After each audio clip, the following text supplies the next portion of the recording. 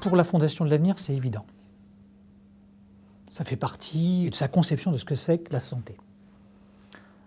Parallèlement, la Fondation de l'Avenir ne fonctionne pas tout seul. On travaille avec divers dispositifs. Je pense notamment, pour les jeunes chirurgiens, au master de sciences chirurgicales. S'agissant de la recherche infirmière, il était tout à fait naturel et évident en même temps que nous travaillions en collaboration, en l'occurrence avec la chaire de sciences infirmières, qui est aujourd'hui l'entité qui reconnaît en France la recherche en sciences infirmières. Et qu'en plus, ça soit sous le haut patronage de Mme Buzyn est un élément de reconnaissance et en même temps une évidence quand on sait les évolutions qu'elle veut porter sur l'évolution du système de santé.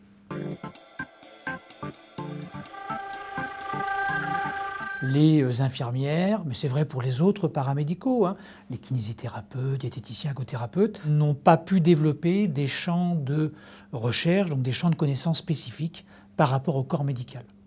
Donc il y a un retard qui n'est pas aussi présent dans d'autres pays, qui peut s'expliquer aussi par la relation qui peut exister entre ces différents groupes professionnels. Une grande partie de la sphère d'influence hispanique, les formations paramédicales, notamment infirmières, sont déjà intégrées à l'université, alors que le processus en France est relativement récent.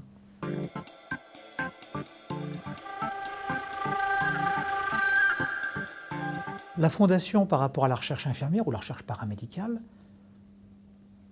est de même nature dans son soutien que ce qu'elle apporte plus largement dans le champ de la recherche médicale appliquée. La première étape en matière de recherche, c'est l'initiation à la recherche. C'est de permettre à des professionnels qui ont d'abord appris un métier de pouvoir, à un moment donné, investiguer un champ nouveau.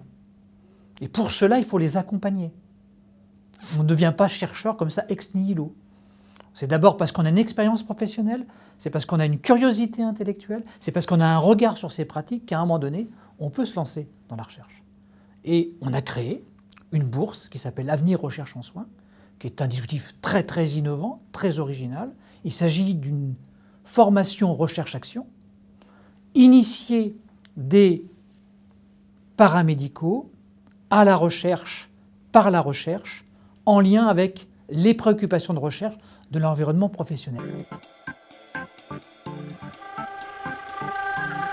Pendant très longtemps, le champ de la recherche infirmière a fonctionné presque par mimétisme de la recherche médicale, changeant légèrement l'objet. Aujourd'hui, on a une vraie évolution.